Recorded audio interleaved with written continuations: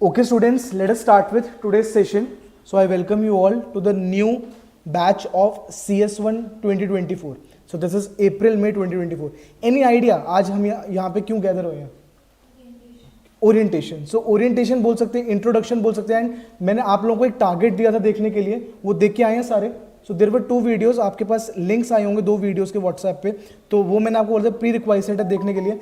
एक तो detailed planning session है जो आई थिंक हमने सितंबर जिन ज्वाइन करा था उन स्टूडेंट्स के साथ लिया था. तो जिन्होंने पहले ज्वाइन कर रखे हैं उनको रिक्वायरमेंट नहीं थी, but those who have join new online students, can you quickly confirm me कि आप लोगों ने वो सेशन देखे? And second thing that I have asked you to watch is CS1 orientation session, old orientation session. क्या सारे देख के आए हैं? वो आइडिया है? So I will be cross questioning you guys, ठीक है? बिकॉज मैं ये नहीं एक्सपेक्ट कर रहा कि आप लोगों को आज के सेशन में आने से पहले ये नहीं पता कि CS1 में कितने सब्जेक्ट्स है. ये सबको आइडिया है what all subjects are there in CS1? 2 subjects, one is CS1A and the other is CS1B. ठीक है, तो ये सब चीज़ें मैं एक्सपेक्ट कर रहा हूँ आपको आती होंगी. अगर किसी ने नहीं देखी तो थोड़ा सा मैं वो भी रिपीट करूंगा, but majorly what will be planning in today session is how to plan your CS1 in April में 2024. तो वो आज की क्लास का हमारा मेन मोटो रहेगा. पढ़ाई नहीं करेंगे आज की क्लास में, सिर्फ हम अपना सब्जेक्ट प्लान करेंगे और डिस्कस करेंगे आगे के 6-7 महीने हमारे क्या स्टेप्स होने चाहिए. अब तो 6-7 भी नहीं रह गए, we are in December and exam is in April, so we have almost 4 to 5 months. तो 4 to 5 months हमने अपना कैसे प्रोग्रेस करना है और सब्जेक्ट को कैसे हमने सीखना है. तो at the start of the session if any one of you having any question quickly ask me, otherwise I will start straight away. I can see few new names जिन्होंने हमारा स्टैट्स मैथ्स कंटेंट नहीं attend करा था. I can see. So any questions offline students? तो मैं उन बच्चों पे बाद में आऊँगा जिन्होंने ऑलरेडी 2-3 मंथ से वीडियोस का एक्सेस ले रखा है. आप लोगों की क्लास बाद में लगाएंगे ना, कितना प्रोग्रेस हो गया. बट आप अच्छी चीज़ ये है आप लोग सब अब सेम लेवल पे हो, जिन्होंने नया ज्वाइन करा और जिन्होंने पहले ज्वाइन कर रखा था. आज से ग्राउंड जीरो हो चुका है. अब से अगर आप लोग अपने टारगेट्स नहीं कंप्लीट करोगे तो वो आप बिल्कुल लैग करते जाओगे. ठीक है, आज से फ्रेश चीज़ है, फ्रेश से आपको टारगेट्स मिलने शुरू होंगे. तो अगेन जो बच्चों ने अभी पहली बार ज्वाइन करा है वो थोड़ा कंफ्यूज मत होना. So we have few students जिन्होंने मैथ्स और स्टैट्स बेसिक रिफ्रेशर लेक्चर्स के लिए भी ज्वाइन करा था, बट CS1 का this will be first session. तो स्टार्ट करते हैं. स्टार्ट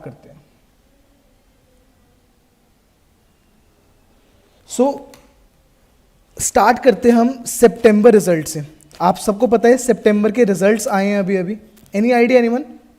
अवेयर रहना बहुत जरूरी है. देखो एक्चुअल इंडस्ट्री में अब आप लोग एंटर कर गए हो, आपको हर चीज पता होना चाहिए एक्चुअल इंडस्ट्री में क्या चल रहा है. तो सितंबर के रिजल्ट्स आए. एनी आइडिया CS1 का क्या रिजल्ट आया, क्या पासिंग थे? परफेक्ट. चलो परिधि पूरी अवेयर्ड है ना. 60 marks was passing out of 100. Obviously 100 marks passing. और ये 60 कैसे कैलकुलेट होते हैं? आज की क्लास हम यहीं से स्टार्ट करते हैं. 60 कैसे कैलकुलेट होते हैं?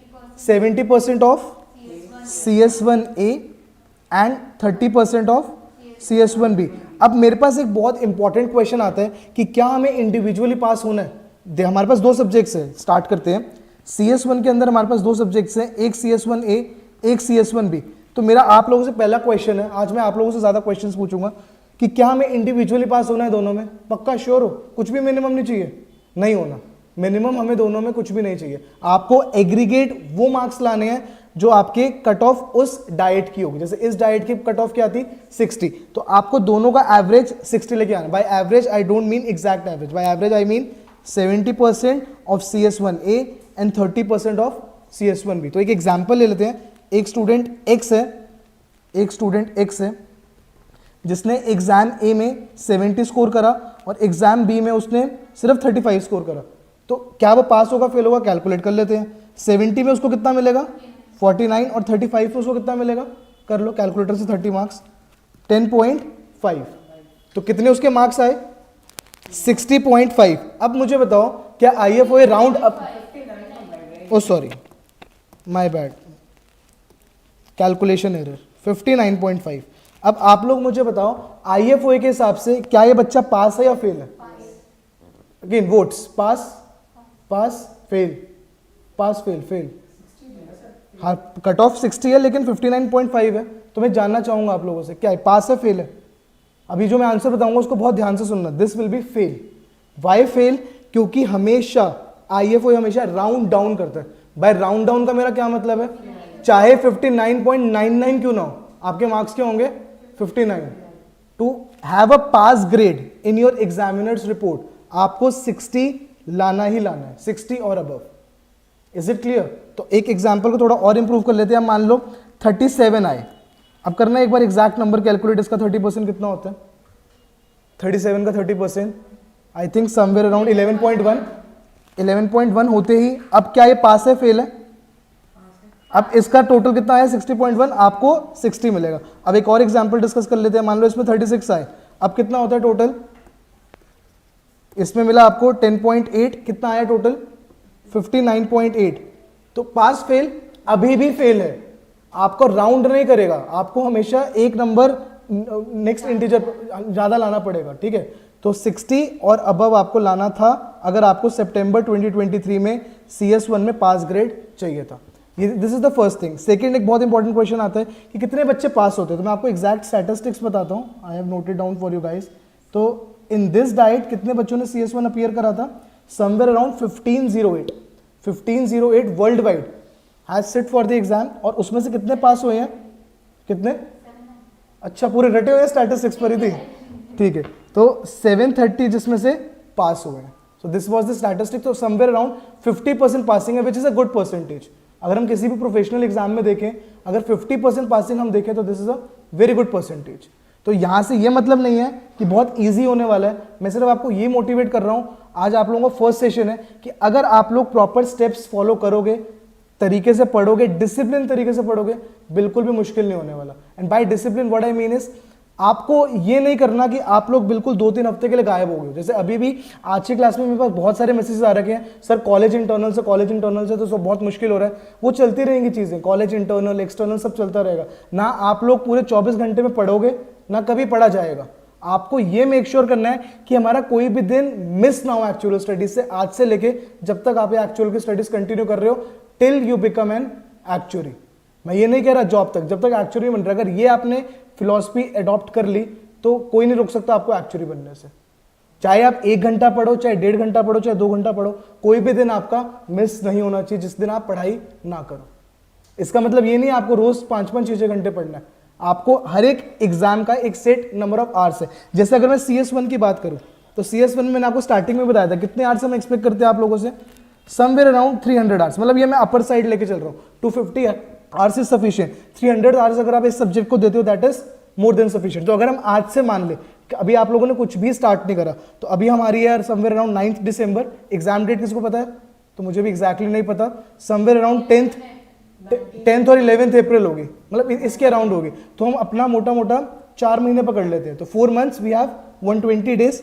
120 डेज डिवाइड करोगे तो कितना एवरेज आवर्स आ रहा है, कुछ भी नहीं आ रहा बेटा, मुश्किल से 2 से 2.5 घंटे अगर आप आज से डेली दोगे on an average, this is on an average. इसका मतलब ये नहीं है डेली 2 घंटे बैठना, किसी दिन आप 6 घंटे भी बैठोगे, किसी दिन आप आधा 1 घंटा भी बैठोगे, तो आराम से ये सब्जेक्ट क्रैक हो सकते हैं। अब अगेन जिसने एक और सब्जेक्ट ऑप्ट कर रखा है वो अपने आवर्स इस हिसाब से इंक्रीज कर सकते हैं। Any doubt still here? दोनों 100 मार्क्स आएंगे। चलो एक ही अच्छा क्वेश्चन पूछा है परिधि ने, तो इस पे भी मैं फिर से क्लैरिटी दे देता हूँ आपको। सो मैं होप कर रहा था कि आप लोग ये वीडियो देख के आए हो, मुझे लग रहा है या तो देखे हुए बहुत टाइम हो गया, देख के नहीं आए हो, है ना। CS1A CS1B आपके ये 2 एग्जाम्स इसके अंडर होने वाले हैं। ये वाला एग्जाम 3 hours 15 minutes, अब इनफैक्ट 20 minutes का हो गया। 3 hours 20 minutes with plus 30 minutes uploading time in IFOA। जो बच्चे IFOA से प्लान कर रहे हैं उनको 30 मिनट्स का अलग से अपलोडिंग टाइम मिलेगा। ज्यादा स्मार्ट बन के इस 30 मिनट्स में एग्जाम नहीं करना। उनको सब पता है कि आप लोगों ने अपनी फाइल कब लास्ट सेव करी है, they have proper software for that. आपको जो प्रिस्क्राइब्ड टाइम है 3 hours 20 minutes का, सिर्फ उसमें ही एग्जाम लिखना है। Is it clear? ये वाला एग्जाम 1 hour 50 minutes, ठीक है। अगेन इसमें भी आपको 30 मिनट्स का अपलोडिंग टाइम मिलेगा। वो इतना ज्यादा अपलोडिंग टाइम क्यों दे रहे हैं, पहले नहीं देते थे, लेकिन उनके सॉफ्टवेयर में कुछ ग्लिच आ जाता है बिकॉज इतने सारे बच्चे सेम पोर्टल पे फाइल अपलोड कर रहे होते हैं, तो इसलिए वो आपको अलग से 30 मिनट्स डेडिकेटेड टाइम दे रहे हैं अपना आंसर शीट अपलोड करने के लिए। अब आते हैं मार्क्स पे। ये वाला एग्जाम भी 100 मार्क्स का होने वाला है और ये वाला एग्जाम भी 100 मार्क्स का होगा। Weightage 70% of this, weightage 30% of this. Is it clear? ठीक है। Any doubts still here online students quickly?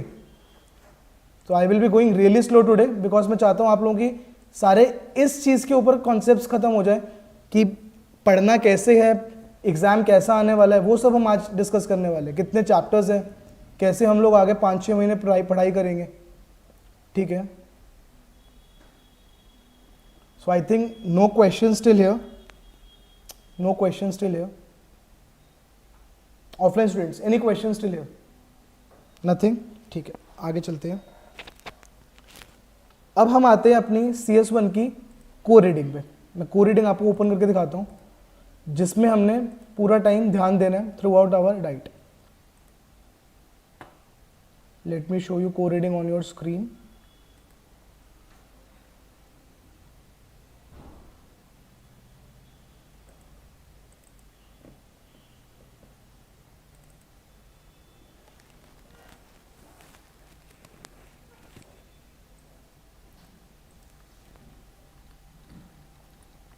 So this is 2019 core reading, हमारे पास यही अवेलेबल है। इसके बाद इसमें सिर्फ एक चैप्टर ऐड हुआ है और वो नंबरिंग आपस में एडजस्ट हो गए। तो अब आपके पास 15 की जगह कितने चैप्टर्स हैं?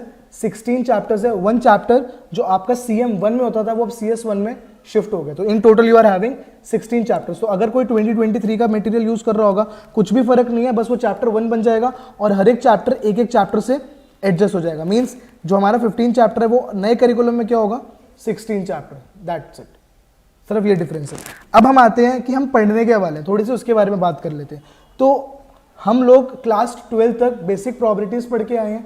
अब यहाँ पे हम लोग क्या पढ़ने वाले हैं? हम लोग यहाँ पे डिफरेंट फंक्शंस देखेंगे कि डिफरेंट फंक्शंस में अगर हम x की वैल्यू डालेंगे तो प्रॉपर्टीज हमारी क्या निकल के आ रही है। तो पहला पूरा चैप्टर डिफरेंट प्रॉपर्टी डिस्ट्रीब्यूशंस के बारे में बात करेगा। उसके बाद अगला चैप्टर आता है जनरेटिंग फंक्शंस। तो यहाँ पे हमने फर्स्ट चैप्टर में देख लेंगे कि ये PDF है, ये एक फंक्शन है, उसका मीन ये है, वेरिएंस ये है। तो यहाँ पे हम डिफरेंट फंक्शंस जनरेट करेंगे। एक हम करेंगे MGF जनरेट, एक हम करेंगे CGF जनरेट। उसके थ्रू हम प्रोबेबिलिटीज निकालने की कोशिश करेंगे और मीन और वेरिएंस कैलकुलेट करने की कोशिश करेंगे।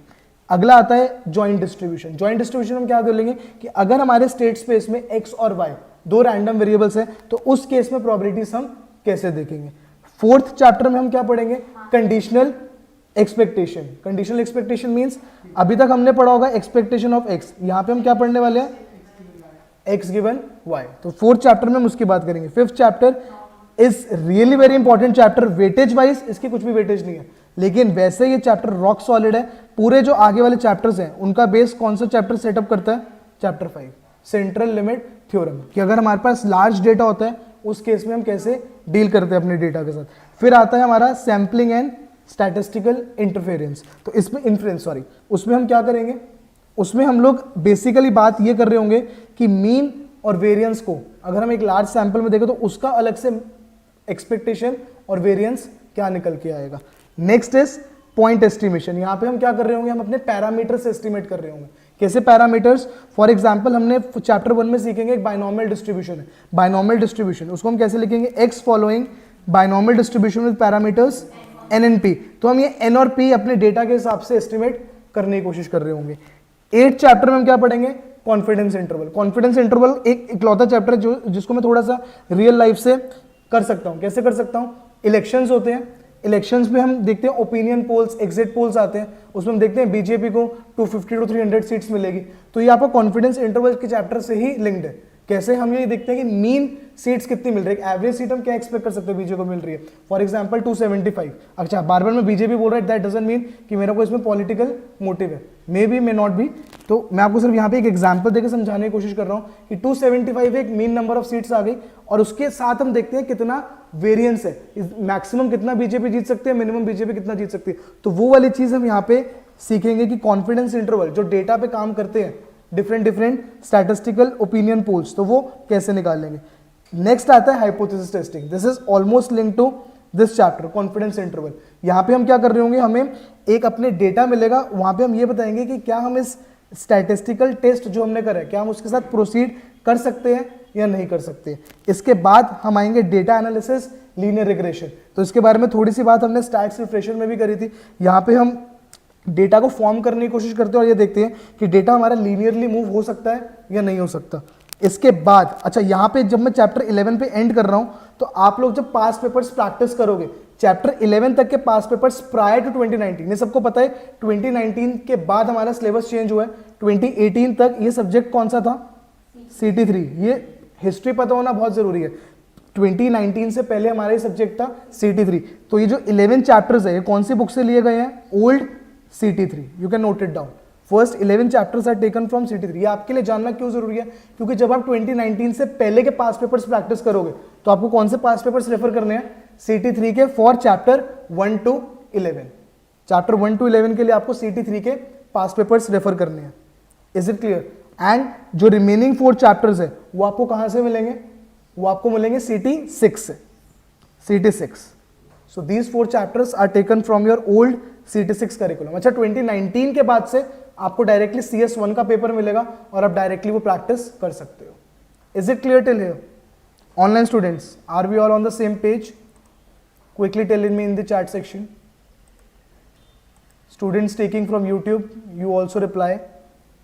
You can reply on the WhatsApp number 9910427442.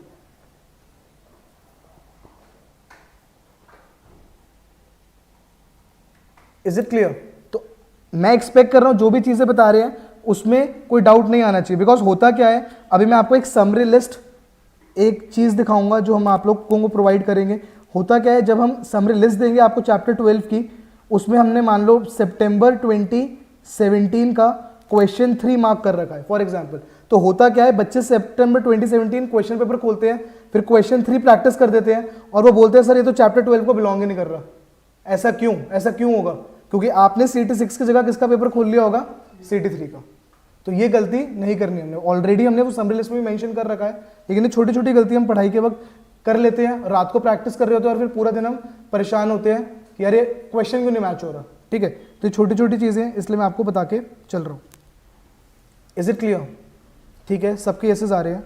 तो ये था हमारा बेटा पूरा इंटायर सिलेबस जो हमने कवर करना है। ट्रस्ट में इतना डिफिकल्ट नहीं है सिलेबस। अब थोड़ी सी बात कर लेते हैं इन चैप्टर्स में से कौन कौन से चैप्टर्स ऐसे हैं जहां से हम लॉन्ग क्वेश्चंस एक्सपेक्ट करते हैं। दैट डजंट मीन कि बाकी चैप्टर्स में से नहीं आ सकते। आई एम सेइंग कि किस किस चैप्टर्स से हम एक्सपेक्ट करते हैं कि यहां से तो लॉन्ग क्वेश्चंस आ ही सकते हैं। तो एक मार्क कर लो आपका चैप्टर 11 लीनियर रिग्रेशन, एक मार्क कर लो chapter 12 GLM generalised linear models, ठीक है। एक आप मार्क कर लो 8th 9th confidence interval hypothesis testing.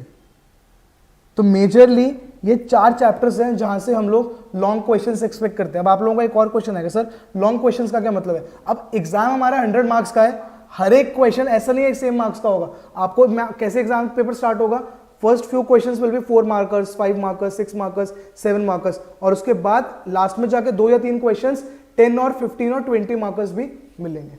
Is it clear? तो वो मैं आपको बता रहा हूं जो लॉन्ग क्वेश्चंस हैं वो हम इन चैप्टर्स में से एक्सपेक्ट करते हैं। Linear regression, GLM, confidence interval, hypothesis testing and sometimes EBCT as well, and sometimes EBCT as well. जब हमारा पेपर थ्योरेटिकल होता था इंस्टेड ऑफ ऑनलाइन टाइपिंग वाला, तब EBCT की बहुत इंपॉर्टेंस होती थी, लेकिन अब वो आपको काफ़ी अच्छा, पूरा कैलकुलेटिव चैप्टर है तो इसमें आपको काफ़ी कैलकुलेशंस दे देते हैं और बाकी कैलकुलेशंस वो आपसे शो करने के लिए बोलते हैं। ठीक है, वो बाद में बात करेंगे इसके बारे में। Is it clear till here? तो सिलेबस सबको समझ आ गया। अब नेक्स्ट हम चलेंगे how will be proceeding through out the course. तो अगेन जो ओरिएंटेशन सेशन देख के आया है नया नया, तो मुझे बता दो what steps we will be following throughout the diet. Any idea? Step 1, what will be step 1? Priyanshu याद है? लेक्चर्स। तो क्या lectures? Going through lectures in a lot of detail before the live class.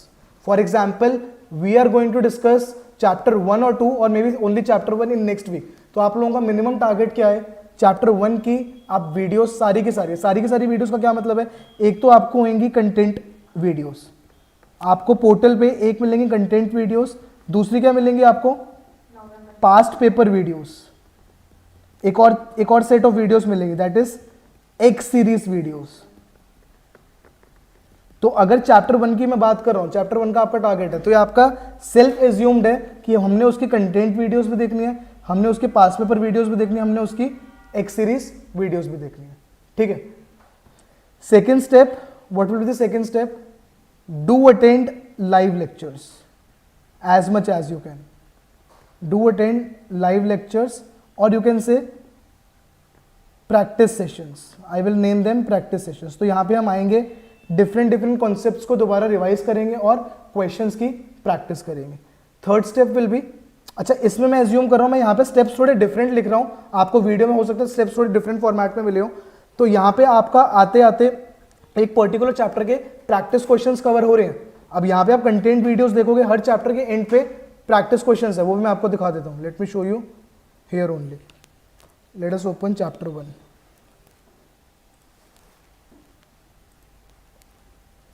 So this is chapter 1. सो यहाँ पे हम आगे आगे गए, तो जब चैप्टर एंड हो रहा है तो आप देखो यहाँ पे आपको समरी मिलेगी चैप्टर की, और उसके बाद आपके प्रैक्टिस क्वेश्चन स्टार्ट हो रहे हैं. ठीक है, तो आपको ये सेल्फ एज्यूम्ड है, वो वीडियो देख के हमें प्रैक्टिस क्वेश्चंस में मूव करना है. स्टार्टिंग ऑफ द कोर्स में आप सारे प्रैक्टिस क्वेश्चंस करो, लेकिन जैसे जैसे हम ग्रेजुअली मूव करेंगे आपको मेजर ध्यान किन पे देना है? उन क्वेश्चंस पे जहाँ पे एग्जाम स्टाइल लिखा हुआ है. तो ये क्वेश्चन तो हमने करने ही करने हैं. ठीक है, is it clear till here? So this is pre required exam style questions. तो यहाँ पे हम आ गए स्टेप 2 तक. Third step will be perfect, summary lists and doubt sessions. तो अभी के लिए थोड़ा सस्पेंस बना रहने दो समरी लिस्ट पे. जिन्होंने नहीं देखी खोल के, मैं भी बताऊंगा समरी लिस्ट क्या है. अभी के लिए सिर्फ ये स्टेप लिख लो, summary list and doubt sessions.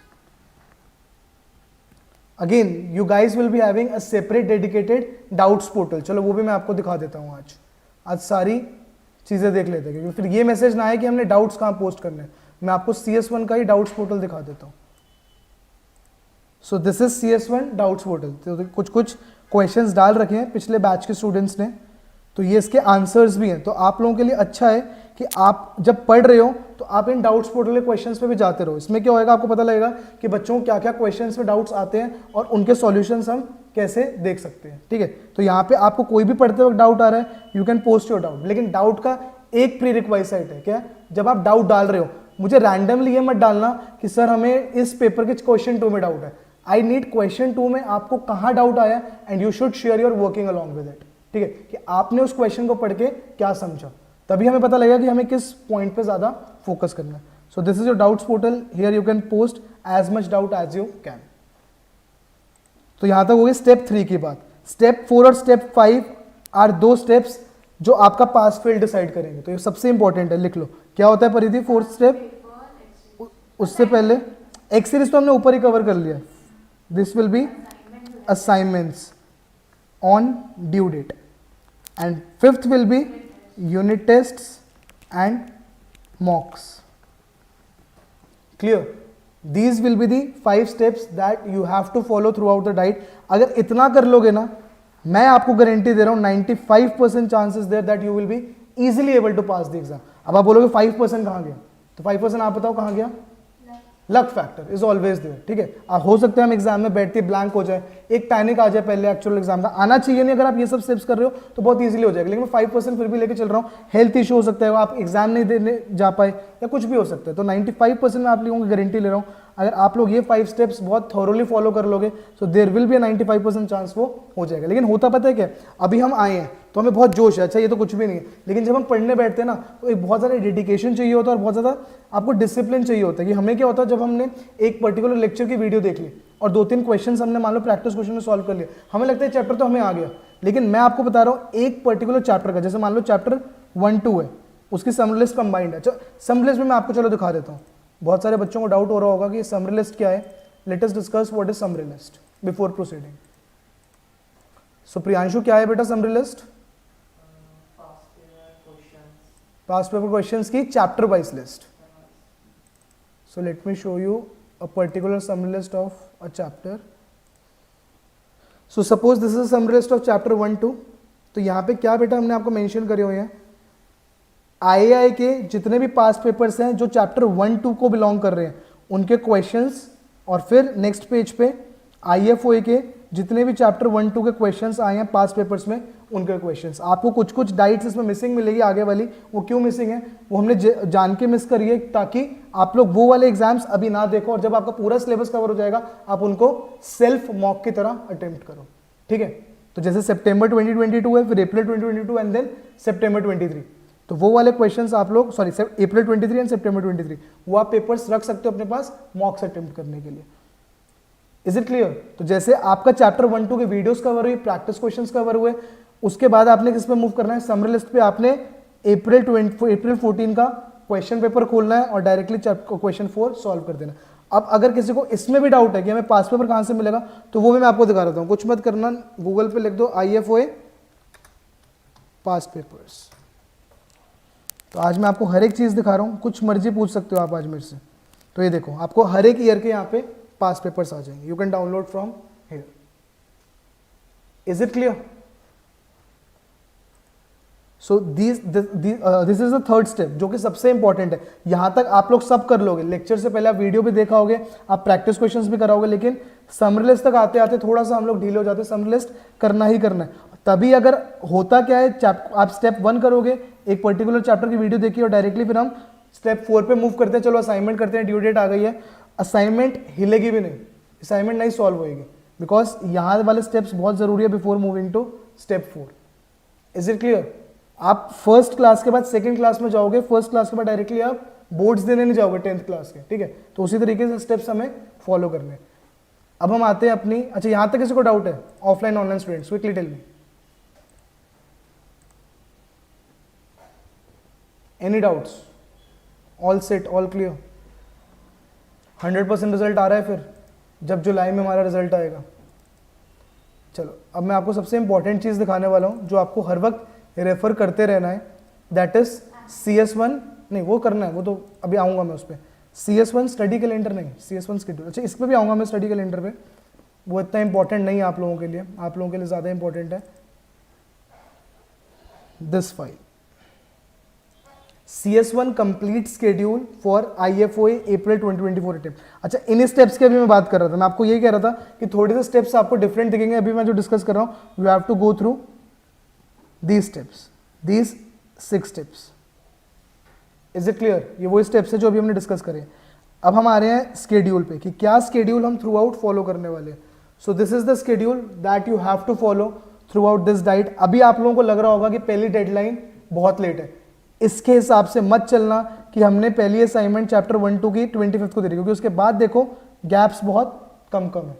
तो आपका ये टारगेट होना चाहिए कि जो हमें व्हाट्सएप पे हर हफ्ते टारगेट्स आ रहे हैं, that is minimum required, that is not the maximum required. जैसे अगर आपको चैप्टर 1-2 का सारा स्टेप्स कंप्लीट करने का टारगेट आया तो वो आपका मिनिमम स्टेप है, उससे आगे चलोगे तो वो आपके लिए अच्छा है। जो बच्चे 2 सब्जेक्ट 3 सब्जेक्ट प्लान कर रहे हैं, उनको तो एटलीस्ट 3-4 वीक्स अहेड ही चलना है। क्लियर? यहां तक क्लियर हुआ? तो आप लोगों के जो 4 यूनिट टेस्ट हैं, that is on 10th February, 24th, 9th and 22nd, and मॉक्स scheduled are on 24th, 23rd, 30th and 31st. So this is the complete schedule जो आपको पास अभी से है और इसी हिसाब से हमने पढ़ाई करनी है। Online students, any doubt still here? Quickly, कोई भी डाउट्स नहीं है? कुछ भी नहीं पूछना?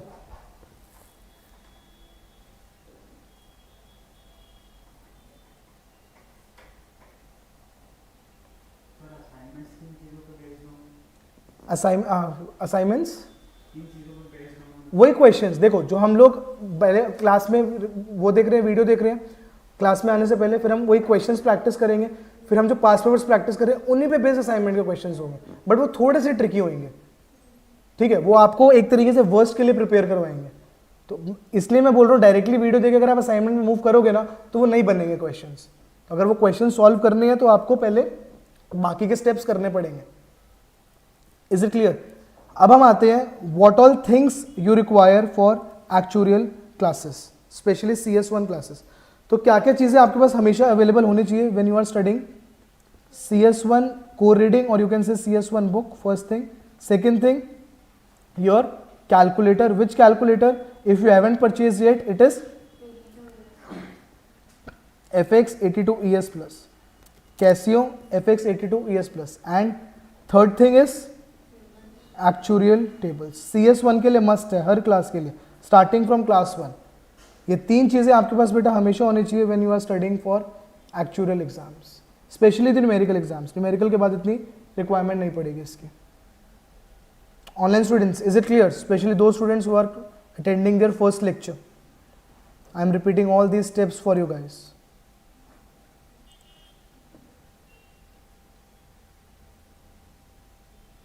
ठीक है, सबके येसेस आ रहे हैं।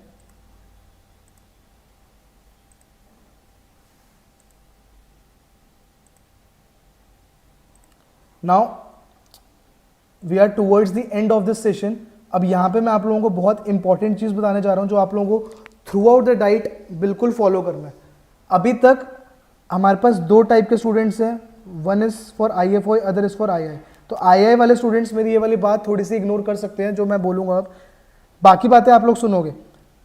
आप लोगों के पास क्या डिफरेंट है IFOI स्टूडेंट्स, आप लोगों को ऑनलाइन टाइप करके अपना एग्जाम करना है। ठीक है, तो ऑनलाइन टाइप करके एग्जाम करना है। अगर आपने एक क्वेश्चन कर भी लिया और आप लोगों को कॉन्सेप्ट आ भी गया, अभी आपको उसको वर्ड पे लिखना भी सीखना है। बिकॉज अभी तक 12th तक या फिर 12th के बाद जो अगर कोई ग्रेजुएट्स है, हमने जो भी पढ़ाई करी है वो हमने क्या करी है, कॉपी पेन पे। अब यहाँ पे आपको एक्चुअल में एक एक्स्ट्रा स्टेप क्या करना है, आपको वर्ड में टाइप करना है। एंड ट्रस्ट मी, अगर आप लोग फरवरी मार्च में सोचोगे अब हम टाइप करना स्टार्ट करते हैं, स्पीड नहीं बनेगी। आप स्ट्रेट फॉरवर्ड दिसंबर से ही अपनी टाइपिंग स्टार्ट करोगे।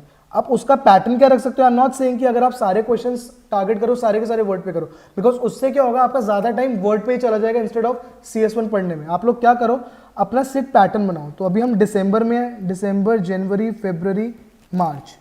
तो मार्च तक आते आते हमें 100% क्वेश्चन वर्ड पे ही प्रैक्टिस करना है। फरवरी में थोड़ा सा कम कर लो, 75 कर लो, जनवरी में 50 कर लो और दिसंबर में 25%। That means if you are practicing 10 questions, out of those 10 questions you should practice 2 or 3 questions directly on word.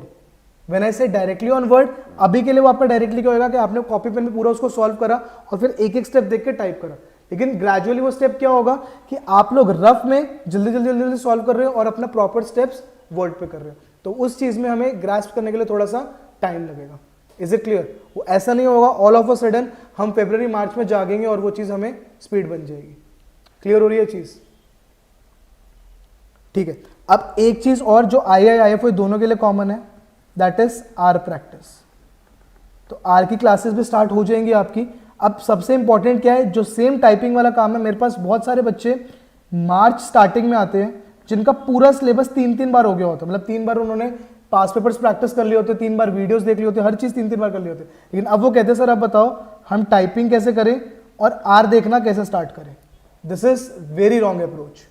जैसे मैंने आपको ऑनलाइन टाइपिंग के लिए बोला, स्ट्रेट फॉरवर्ड आपको दिसंबर से स्टार्ट करना है। सिमिलरली आपको जो आपका आर है वो कब से स्टार्ट करना है, आज से ही, कल से भी नहीं, आज से ही स्टार्ट करो। जब आपका CS1 स्टार्ट हो रहा है, साथ साथ जब आपके देखो पहले 3-4 चैप्टर आर में इतना कुछ नहीं आ रहा, तो आप ये टारगेट करो जब हम चैप्टर 1 to 4 कंप्लीट कर रहे हैं उसके साथ हमारा क्या कवर हो जाना चाहिए, बेसिक आर। जब हमारा चैप्टर 1 to 4 चल रहा है साथ में हमारा बेसिक आर हो जाए, क्योंकि जो आर में मेन टेस्ट होगा वो आगे वाले चैप्टर्स टेस्ट होते हैं, इनिशियल चैप्टर्स इतने टेस्ट नहीं होते। हो जाएगा चैप्टर 1 टारगेट हो जाएगा, चैप्टर 2 to 4 का आर में कुछ भी नहीं आना, चैप्टर 2 to 4 का आर में कुछ भी नहीं आना, chapter 1 and then chapter 5 to 15 में ही आर का आना है। तो आर हमने लास्ट के लिए नहीं छोड़ना, आर भी हमने साथ साथ करना है। जब आपका बोलोगे कोर्स कंप्लीट हो गया या बोलोगे हमारे इतने चैप्टर्स हो गए, तब मैं सेल्फ एक्सपेक्ट करूंगा कि आप लोग अगर चैप्टर 9 तक बोल रहे हो कि हमारा चैप्टर 9 तक कंप्लीट है, तो एक बार रिपीट कर दो परिधि, चैप्टर 9 तक कंप्लीट होने का क्या मतलब है कि क्या क्या हो गया उस चैप्टर 9 तक। First thing is content lectures, Paridhi is saying first thing is content lectures till chapter 9। Second, ठीक है ठीक है, नहीं नेक्स्ट स्टेप कौन सा सबसे इंपॉर्टेंट, एक तो आपने चैप्टर 9 तक की वीडियोस देख ली, देन उसके चैप्टर 9 तक के प्रैक्टिस क्वेश्चंस कर लिए। फिर थर्ड स्टेप इज चैप्टर 9 तक के आपने सारे समरी लिस्ट लेक्चर्स कर लिए और समरी लिस्ट के सारे क्वेश्चंस कर लिए। सारे के मतलब सारे 2014 तक कर लो तो बहुत अच्छा है, 2016 से भी कर लो तो भी चलेगा, 2016 से 2023 तक तो आपने करना ही करना है, इससे पीछे जाना है जा सकते हो, ठीक है, इतना तो करना ही करना है। देन एक सीरीज लेक्चर्स, अब आपका CS1A कंप्लीट हुआ, ऑनलाइन लेक्चर्स, देन आपके वीडियो लेक्चर्स, देन आपके पास पेपर क्वेश्चंस, प्रैक्टिस क्वेश्चंस, एक सीरीज क्वेश्चंस, आपका CS1A कंप्लीट हो गया। इसी तरीके से आपको सेम चीज CS1B में भी करनी है। जब इतना कर लोगे देन यू कैन से हमारा चैप्टर 9 तक हो गया, ठीक है। उसके बाद भी आपको 2 स्टेप्स बचेंगे, असाइनमेंट्स और यूनिट टेस्ट। वो आप अपने आप में ही आप फर्क देखोगे, अभी इनिशियली हम जब पास पेपर्स खोलेंगे ना, हमें लगेगा ये क्या क्वेश्चंस पूछ रहे हैं, ऐसा तो हमने कभी देखा ही नहीं था। लेकिन जब इनिशियली ग्रेजुअली हम उसमें मूव करते जाएंगे, हम 3-4 चैप्टर्स पे आगे मूव करेंगे, तो अपने आप ही हमें कॉन्फिडेंस आएगा। जैसे फॉर एग्जांपल अब नेक्स्ट वीक हम चैप्टर 1 के क्वेश्चंस डिस्कस करेंगे, तो अगर आप लोग ये सब स्टेप्स नहीं देख के आओगे तो आपको लगेगा ये क्लास में क्या हो रहा है, हम कहाँ आके फंस गए हैं। ठीक है, तो टारगेट्स आपको करना ही करना है, तभी आप लोग क्वेश्चंस कर पाओगे। Is it clear? यहां तक कोई भी डाउट्स है तो आप पूछ लो। We are towards end of this session. Online students, if you have anything do ask me. Same to offline students.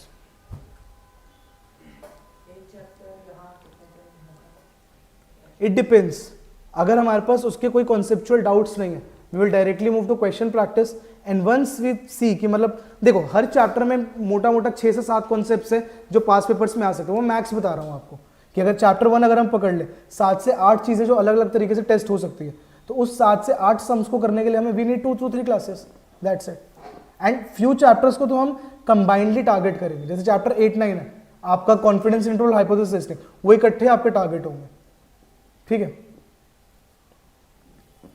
Online students I am waiting for your questions. Offline students आप लोग भी अगर कोई क्वेश्चंस तो जल्दी से पूछ लो। Paridhi, Manav, no doubts. Vishal, right Vishal, और कोई question? Gungun, Vanshika, right, no questions. Priyanshu, अच्छा आर वीडियोस, एक क्वेश्चन आया ऑफलाइन स्टूडेंट को, what do we mean by R videos, तो मैं फिर से रिपीट कर रहा हूं। CS1 के अंदर हमारे पास 2 पेपर्स हैं, CS1A एंड CS1B। तो जो लोग मेरी ओरिएंटेशन सेशन देख के आए हैं उनको पता है यहाँ पे CS1B में हमने क्या करना होगा। एक आर लैंग्वेज है, ठीक है, एक आपकी कोडिंग सॉफ्टवेयर है, उसके अंदर हमने जो भी CS1A में सीखना है वो सेम क्वेश्चन प्रैक्टिस हमें CS1B में करना है। This is your R. तो इसके हमने आपकी हेल्प के लिए पहले बेसिक आर की कुछ वीडियोस डाली हुई, और बेसिक आर के हम कुछ लेक्चर्स पे लेंगे। जैसे हमने मैथ्स में सबसे पहले क्या सीखा था, 1+1 कैसे करते हैं, है ना, तो उसी तरीके से बेसिक आर हम ऐसे ही स्टार्ट करेंगे कि नॉर्मली आपको वेरिएबल्स कैसे क्रिएट करने हैं, ऐड कैसे करना है, और फिर हम ग्रेजुअली मूव करेंगे। क्योंकि डायरेक्टली अगर हम CS1A के सम्स CS1B में करेंगे तो वो नहीं होगा, आपको पहले उसके लिए बेसिक आर आना चाहिए। कोई और कुछ पूछ रहा था? चैप्टर 11 भी अब बेटा 11 के साथ ही कंबाइंड हो गया, अलग से कुछ भी नहीं है। इट्स जस्ट वहाँ पे एक और नया टॉपिक है वो हम सीखते थे, वो आपका चैप्टर 11 का ही पार्ट है, नथिंग एल्स। आप ये समझो वो चैप्टर 11 ही है। Online students any questions? Priyanshu, जो एक चैप्टर आपने बताया कि नया ऐड हुआ है, वो उन 15 चैप्टर्स में नहीं है? नहीं, आपके टोटल 16 चैप्टर्स है। वो चैप्टर क्या है, उसके अंदर कुछ थ्योरी है, वो हम एग्जाम से पहले सिर्फ उसको लर्न करके जाएंगे। और आपको अब IFOA वालों को तो मैं ये बोलूँगा लर्न करने की रिक्वायरमेंट नहीं है, बिकॉज आप लोगों का ओपन बुक एग्जाम है। आप लोगों को सिर्फ उस कंटेंट की समझ आनी चाहिए और आपको उसको अपना लेमन टर्म्स में लिखना आना चाहिए। एक अच्छी चीज़ क्या है, आपको कुछ भी रटने की जरूरत नहीं है, लेकिन उसका मैं ट्रस्ट में कोई फायदा नहीं है। मैं फिर से रिपीट कर रहा हूँ, जब आप लोग 3 hour 20 minutes का एग्जाम देने बैठोगे, अगर आपको आता है, नहीं आता फिर तो मस्ती है, अगर आता है तो आपको पानी पीने का भी टाइम नहीं मिलेगा। आपको सोचना पड़ेगा कि हम पानी पिए या हमारे 5 सेकेंड वेस्ट होंगे। तो इतना एग्जॉस्टिव होता है एक्चुअल एग्जाम, नॉट फॉर दो स्टूडेंट्स जिनको सिर्फ पासिंग लाइन में आना है। देखो अगर आपको पासिंग मार्क्स ही लाने हैं तो बहुत ईजिली आ जाते हैं, बट अगर आप देखो किसी किसी बच्चों के 80-85 इंस्टेड आजकल तो 90 भी स्कोर कर रहे हैं बच्चे, तो 90 स्कोर करना out of 100 is not a joke in actual exams, और ये भी हो जाएगा। लेकिन आप लोगों का पहला टारगेट 90 नहीं है, पहला टारगेट क्या है, पास होना। बिकॉज आपके रिज्यूम में जब ये एग्जाम लिखा जाएगा, आज की डेट में एक्चुअल की इतनी जॉब्स हैं, ये कोई फिल्टर क्राइटेरिया नहीं कि आपके उसमें मार्क्स कितने स्कोर हुए। फ्यूचर का हम नहीं कुछ कह सकते, हो सकता है आपके भी 6 एग्जाम्स है, आपके सामने वाले भी 6 एग्जाम्स है, तो कंपनीज को बाद में फिल्टर करने के लिए हो सकता है वो मार्क्स भी देखें, लेकिन आज की डेट में इसका कोई क्राइटेरिया नहीं है। आपको सिर्फ क्या कोशिश होना चाहिए, in our 3 years of graduation we should target 5 to 6 exams at least.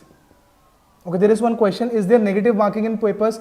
कोई नेगेटिव मार्किंग नहीं है राधेश, आपका ये पूरा सब्जेक्टिव पेपर होने वाला है। अगर आपको आता है तो आपको मार्क्स मिल जाएगा, और अगर आपको नहीं आता तो आपको 0 मिलेगा। नेगेटिव मार्किंग कुछ भी नहीं। अच्छा, there is one more question कि क्या स्टेप मार्किंग होगी? एनीवन, क्या स्टेप मार्किंग होगी?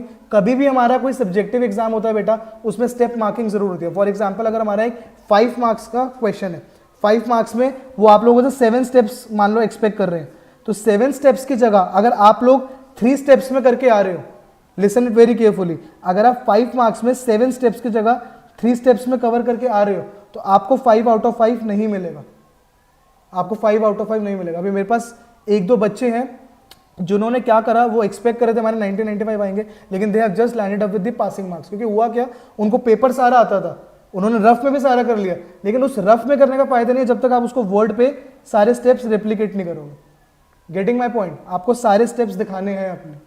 सारे स्टेप्स का मतलब ये नहीं है कि आप ये लिखोगे let LHS equals to RHS, उतना नहीं आपसे एक्सपेक्ट कर रहे, समझ रहे हो। I am not talking about class 12 steps, जितने स्टेप्स हम क्लास में करेंगे उतने ही आपको लिख के आने हैं। ऐसा नहीं होना चाहिए कि आप लोगों को एक 5 नंबर का क्वेश्चन है, आपने पहली इक्वेशन लिखी, एक स्टेप लिख दिया और डायरेक्टली आंसर लिख दिया, ये चीज़ नहीं होनी चाहिए। आपको प्रॉपर अपने स्टेप्स दिखाने पड़ेंगे टू अटेन फुल मार्क्स।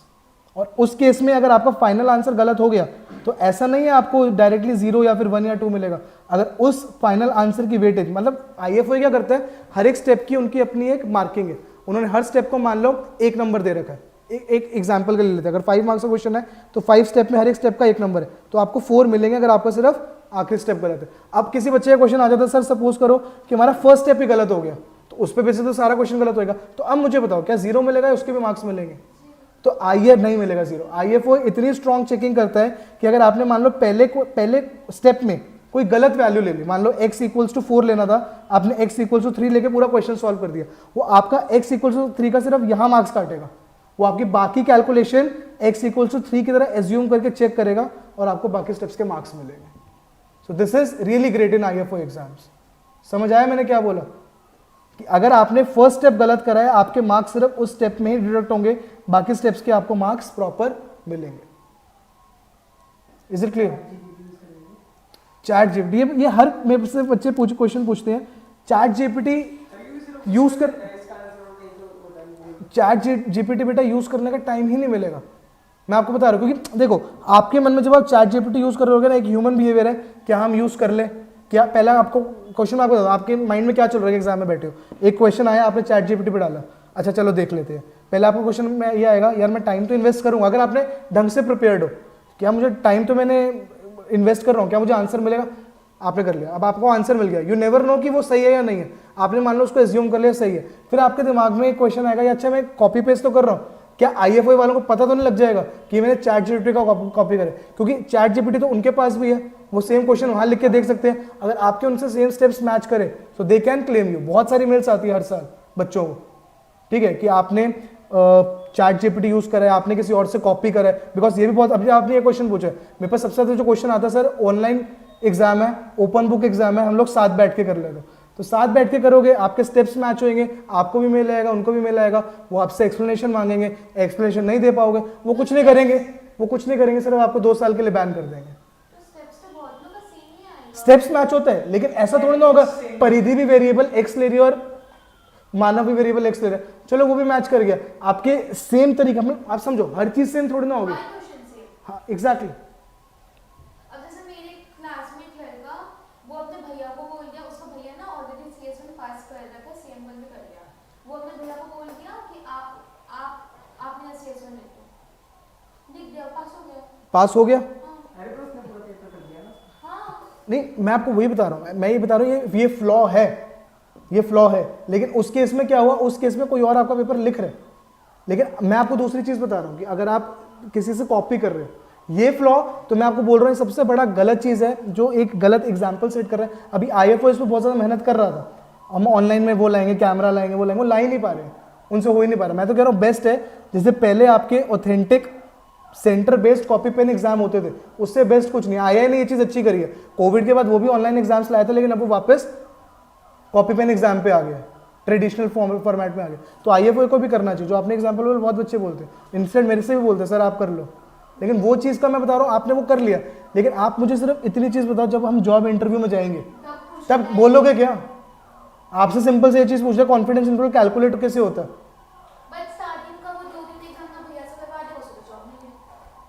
ठीक है, मतलब एक्सट्रीम्स हर जगह है, बात वो नहीं है। देखो आपका पर्पस सिर्फ जॉब लेने तक नहीं है ना, आपका पर्पस सिर्फ जॉब लेने तक थोड़ी ना, आपका पर्पस अगर हमने इस प्रोफेशन में आए, देखो आगे जाके मुझे नहीं पता आप लोग कितने कंटिन्यू करोगे स्ट्रीम को, लेकिन अगर आज हम इस प्रोफेशन में घुसे हैं, क्या आप सिर्फ इसलिए घुसे हो कि हमने 1-2 एग्जाम्स निकाल के जॉब लगानी है, या आप इसलिए घुसे हो कि जो हम नंबर सुनते हैं कि अभी समवेयर अराउंड 650 एक्चुअली से इंडिया, हमने उसमें ऐड करना है?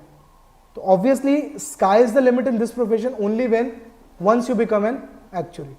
एक बार आपके पास साइनिंग अथॉरिटी आएगी, then only sky is the limit. अच्छा, देयर आर फ्यू क्वेश्चंस, पहले उनको लेते हैं, फिर मैं आप लोगों के वापस क्वेश्चंस पर अभी पूछ लो मेरे से, जो भी क्वेश्चंस आ रहे थे दिमाग में सब पूछ सकते हो मानव, घबराओ मत। Next is how to practise online typing. So Ananya, we will tell you, मैं क्या करूंगा आज की क्लास के बाद आपको एक नोटेशन शीट और एक वीडियो हमने बना रखी है उसके ऊपर, वो भी मैं आपको फॉरवर्ड करूंगा, and I will be telling you in my classes as well how to do that.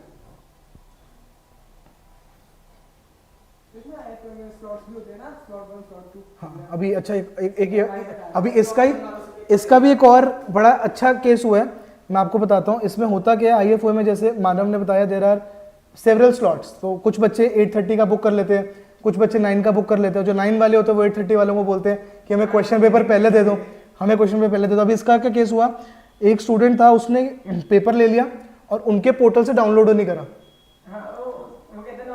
उनके पोर्टल से डाउनलोड नहीं करा, तो उन्होंने उनको मेल भेज दी कि आपने अपना आंसर शीट सबमिट कर रखा है लेकिन आपने पोर्टल से क्वेश्चन पेपर ही डाउनलोड नहीं करा, ये कैसे हो गया? तो बैन हो गए। तो ये सब एक्टिविटीज में मत घुसो, जितना घुसोगे उतना आप लोग फंसोगे। अपना सिंपल प्रिपरेशन करो, अपने नोट्स बनाओ, अपनी क्लासेस अटेंड करो, पेपर निकालो, रिज्यूम में अच्छा CS1 with this much marks लिखो और जॉब के लिए अप्लाई करो, सबसे बेस्ट तरीका है। ठीक है, शॉर्टकट्स एक हद तक जाते हैं, एंड उनका होता ही होता है।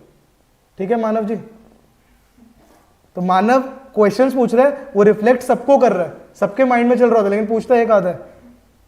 अच्छा, एक और क्वेश्चन है, is it necessary to go through video lectures every time during revision? It's not necessary, it's up to you. देखो, कुछ बच्चे होते हैं जो वीडियोस को डायरेक्टली 1.5x पे देखते हैं और दोबारा देखते भी नहीं है, कुछ बच्चे होते हैं जो वीडियो को 3-3, 4-4 बार देखते हैं। इट्स अप टू यू, आपको देखना है कि हमें बार बार वीडियो देखने की रिक्वायरमेंट है या एक बार में हमारा वो कॉन्सेप्ट क्लियर है। It's up to you. Roshan, अच्छा उमंग का भी क्वेश्चन वही आंसर आया, कुछ नहीं होता परिधि, आपके लिए आंसर है, अगर निकल भी गया तो इंटरव्यू में अटक जाएंगे। ठीक है उमंग, हमने आपकी बात बता दी थी। Anything else students? We are almost done with today's session, so we have planned our CS1 and I hope कि हमारे साथ जो भी ज्वाइन हुए हैं या आगे ज्वाइन होंगे वो सब अच्छे मार्क्स से पास होंगे। आई जस्ट डोंट वांट कि आप लोग पासिंग मार्क्स लाओ, आई वांट कि आप लोग अच्छे स्कोर्स लाओ, आपको मोटिवेशन आएगा। आपके पहले एक्चुअल एग्जाम है। देयर आर फ्यू स्टूडेंट्स जिन्होंने अभी भी CM1 क्रैक करा है and they are in CS1 session today, तो congrats to all those students. अच्छा, एक और मेरे पास पॉइंट था बिफोर आई वाइंड अप, तो अगर जिन बच्चों ने जो मल्टीपल सब्जेक्ट्स ऑप्ट कर रखे हैं 2-3, तो मैं आप लोगों को एक स्टडी कैलेंडर दिखाता हूं जो हमने प्रिपेयर कर रखा है। तो अगर आप, कुछ बच्चे पूछते सर हमने स्टार्ट कर दिया, हमें जल्दी से वाइंड अप करना है, तो वो हम कैसे वाइंड अप कर सकते हैं, तो मैं आपको दिखा रहा हूं। हमने एक डे वाइज शेड्यूल बना रखा है, लेकिन ये आप लोगों को नहीं फॉलो करना, ये उन्हीं बच्चों के लिए है जिनको 60 डेज में अपना CS1 खत्म करना है, 60 डेज, एंड बाय 60 डेज वो आवर्स इंक्रीज हो जाएंगे। आवर्स कितने इंक्रीज होंगे? You have to invest somewhere around 6 to 7 hours per day only for CS1 if you want to cover CS1 syllabus in 60 days. And 60 days में अगर मैं बोल रहा हूं तो वो 6-7 घंटे वो नहीं है जिसमें आप किताब लेके बैठे हो, वो 6-7 घंटे वो है जिसमें आप ये मंडे वाला पूरा टारगेट, फिर ठीक है सैटरडे को सैटरडे वाला टारगेट, संडे को संडे वाला टारगेट, इस तरीके से वो पूरा टारगेट कंप्लीट होना चाहिए। Is it clear? तो ये आप रेफर कर सकते हो, स्पेशली दो स्टूडेंट जिन्होंने 3 सब्जेक्ट्स ऑप्ट करे हैं, क्योंकि मैं यही बोलता हूं अगर आपने एक सब्जेक्ट ऑप्ट करा है तो आपका टारगेट होना चाहिए हमारा end of February syllabus complete हो जाना चाहिए। जिसने 2 सब्जेक्ट्स ऑप्ट करे हैं उनको 15 दिन और पीछे आ जाओ, 15 फरवरी सारा आपका सिलेबस दोनों सब्जेक्ट्स का कवर हो जाना चाहिए, बाकी टाइम रिवीजन। और जिन्होंने 3 सब्जेक्ट्स ऑप्ट करे हैं एंड ऑफ जनवरी आपका सारा सिलेबस कंप्लीट हो जाना चाहिए, तीनों के तीनों सब्जेक्ट्स का।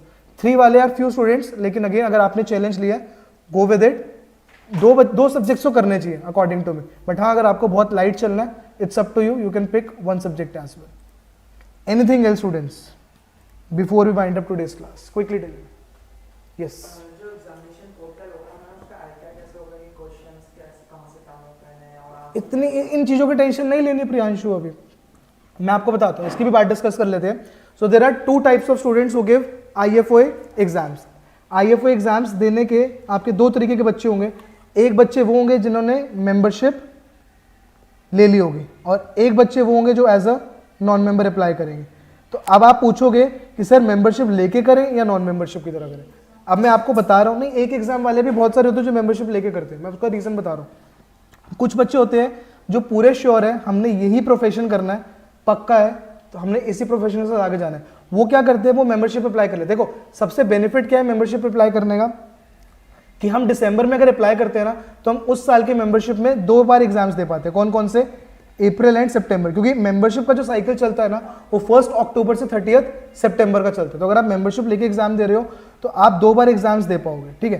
तो अब आपने मेंबरशिप लिया, आप मेंबरशिप लेने का last date somewhere around I think 10th और 15 जनवरी है, तो जिसने लेना है वो अप्लाई कर दो। तो एक एग्जाम अगर आप दे रहे हो तो आपके पास दोनों ऑप्शन है, आप एज अ मेंबर भी दे सकते हो, एज अ नॉन मेंबर भी दे सकते हो। मोस्टली स्टूडेंट जो एक एग्जाम देते हैं वो एज अ नॉन मेंबर ही ऑप्ट करते हैं, वो कहते हैं पहले हम एक एग्जाम दे के देख लेते हैं, अगर हो गया तो we will be taking membership in next diet. तो इट्स अप टू यू, अगर आपने एक भी देना है, लेकिन अगर आप पूरा श्योर हो तो आप मेंबरशिप लेके भी एग्जाम दे सकते हो, लेकिन आपके पास नॉन मेंबर का भी ऑप्शन है। तो अगर आप एज अ नॉन मेंबर दे रहे हो तो उनकी जो आपकी पोर्टल खुलता है वो समवेयर अराउंड फरवरी ओपन होता है, तो फरवरी में आप अपना एग्जाम फिल करोगे एज अ नॉन मेंबर और आपको क्रेडेंशियल्स मिल जाएंगे, ARN नंबर, पासवर्ड वगैरह, और अपना वो आप एग्जाम फिल कर दोगे।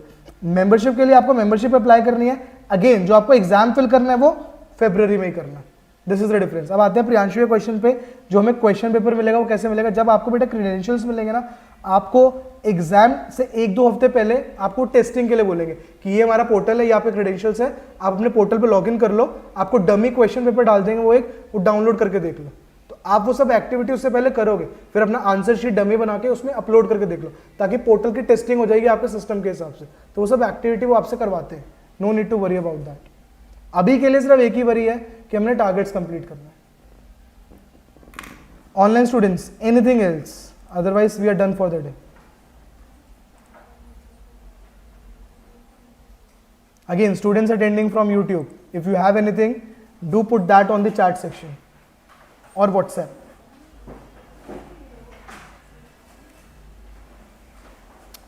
Okay students, so that's it from my side. I think there are no more questions. तो आज की क्लास यहीं पे वाइंड अप करते हैं। नेक्स्ट सेशन से हम बहुत एक्सटेंसिवली अपनी क्वेश्चन प्रैक्टिस करेंगे, और जो आपको टारगेट्स व्हाट्सएप पे आएंगे, do follow it very regularly.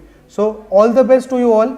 I hope कि आप लोगों सबके एग्जाम पास होंगे जुलाई डाइट में with very good marks, more than 80। Okay students, bye.